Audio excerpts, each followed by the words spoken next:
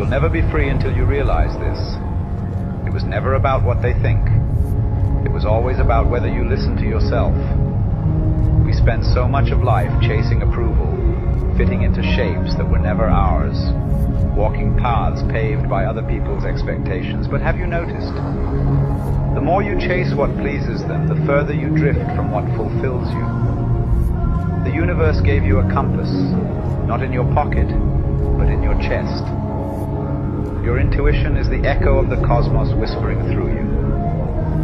And yet, how often do we trust our fear more than we trust that quiet knowing? Do not fear walking alone. Do not fear growing alone. Because to stand in your own light is to remember the truth. Those who are meant for your journey will find you as you will find them.